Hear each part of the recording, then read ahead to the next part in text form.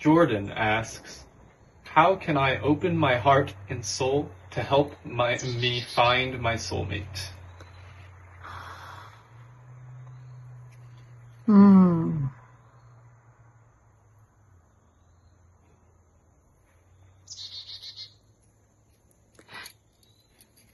Finding your soulmate takes opening your heart, but it's almost like you think it's just opening, and it's not. It is also very important for you to heal. It's in the healing and letting go of things. Now we are not saying that you just go in your open-hearted way and just go out there and find someone. And that's all right. However, it's the letting go, but also keeping wisdom. Such as, if you have been burned in a past relationship, which most of us have, then you have to think, what was my part in that also? Was I at fault in any way? Was I too accepting? Was I too forgiving? Was I too, if I was one who was distant in a relationship and I kept my partner apart in many ways and kept my private life a very large part of me where that partner felt closed out, how can I open myself to allowing something in? What is keeping me from letting someone more into my life?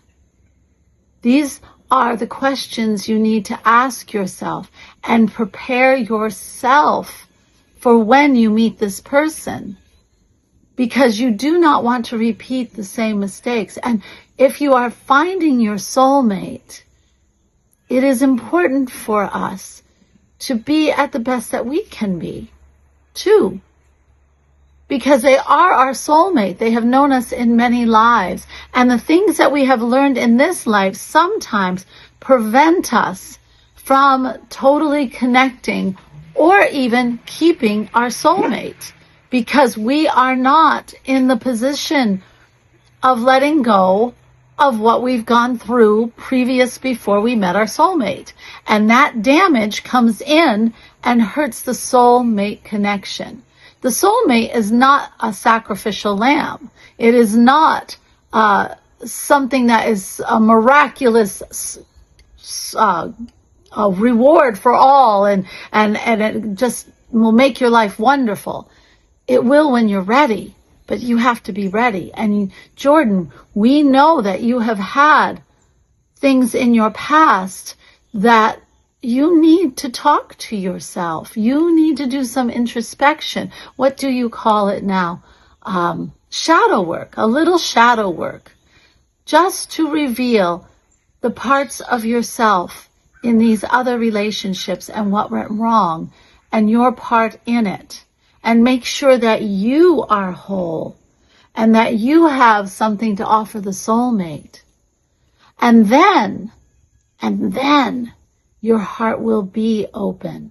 And when the soulmate shows itself, which are more lessons, we are sorry, but it is more lessons because it is karmic, of course. But that soulmate will be able to feel a part of you, and you will feel a part of that soulmate. And that's when true magic is felt. So it is worth the effort to go through some introspection and to prepare ourselves. You see, because of that damage, that's why you feel like you can't open your heart. That is the cue to the whole question here. So let's back up and let's do some introspection. And then I bet you will not come back and say, how do I open my heart? Because your heart will want to be open at that point. We do hope this has helped you. Tina asks how to identify the origin point during a past life responsible for current issues, patterns, and struggles. Yes. When you do a past life regression, however the method, but you find yourself going back into your past lives, here is one of the things you must know. It's the same as entering the light. You will see what your mind is ready to see. When people go into past life regressions, and there are many ways, it is a flash. It is a moment in time. You will see a little bit of that time. You do not go into, and no one does, by the way, going to another person and having them tell you what your past life is not really the way to go. Because we see this all the time. We see that you want the answers to be given to you so easily. It doesn't work that way. You came here forgetting for a reason. You wanted to experience things new. You wanted to fix karma or something that was in a previous life. And it will be revealed to you, but not always just when you want it. And you want to fix a particular point in time. You can try to go into a past life regression and see, but just knowing that you want just that one moment in time might not produce what you think it might produce in your soul's memory. And there may be a reason why you are not remembering it. But we can tell you that if you are on a journey where you are living a parallel life to maybe a life that was not so good, and you will automatically, by the way you are now, you will change the course of that past life because you will make different choices. And then all of a sudden that life will come back to you and you'll think, but I already did it. So we do think it's great that you are looking into your past lives. We do know that. And we do understand the intrigue. But it is in this life, in this here and now, that you can start to ask your questions as you are here and now. And you came to change much of stuff that you have lived before that you did not like. Maybe you married into a cold relationship and you did not divorce but had affairs or became not the person you wanted to be. Maybe you did something horrid and hurt somebody else. But in this life, you are already on a correction. You are already changing the karma of that. It might be your whole mission in this life to change those aspects that you had in your past lives that you did not like, to just by who you are now. We would really implore you, yes, you may, but it's a hit or miss if you will open up to that exact moment in time in your consciousness, because your consciousness might not be ready. But we go ahead and say, go ahead and try it, a past life regression. But we really want to stress to you in more ways that in this life, be the person that you really want to be. The one that you will look back on as this incredible person. And a person who has conquered whatever obstacle was in their way, who was giving, who was generous, who was loving, who was fixing situations instead of letting them fester and then putting out your worst side. You are a person now who has come back to fix all those things.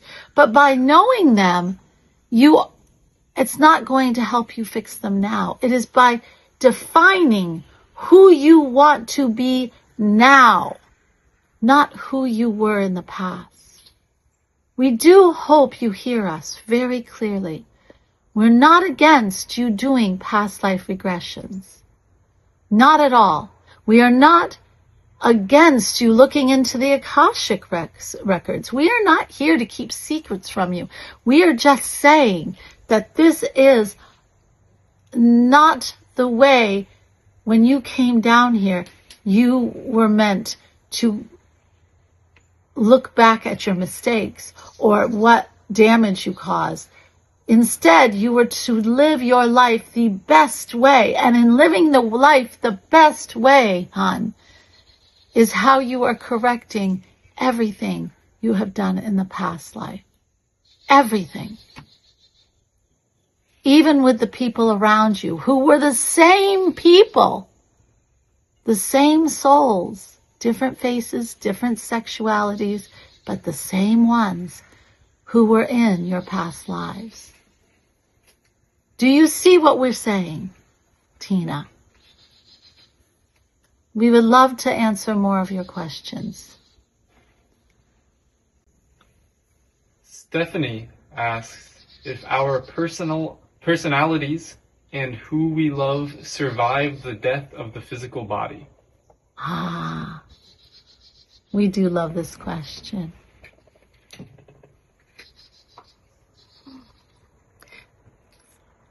Do you realize that we don't like the word death because you do not die, but you put it very well, the death of the physical body. But do you know that the physical body doesn't really die? It decomposes and it creates life. It nourishes the trees, the grass, the water. It feeds the earth. It goes back to the earth of what it was made of, right? So it doesn't die. So we really don't like the word death. However, we understand your point. And do all those relationships pass over? They do, but not quite in the same way that you think. You see, lives, it's very interesting.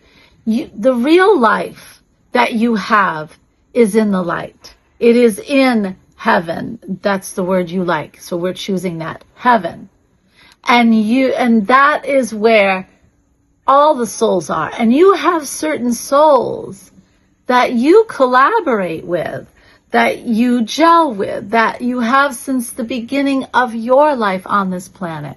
And sometimes there'll be a new one, but a lot of times it is the same grouping. And those are the ones that you will see as friends and new lovers and teachers you didn't like and parents that you think, why did you ask this soul to be your parent?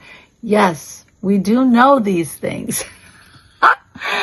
Because you do not have the memory. But that mother you chose to be in your life now might have been your best friend in another life. Or it may be somebody who you have hurt in your other life and it's karmic. And that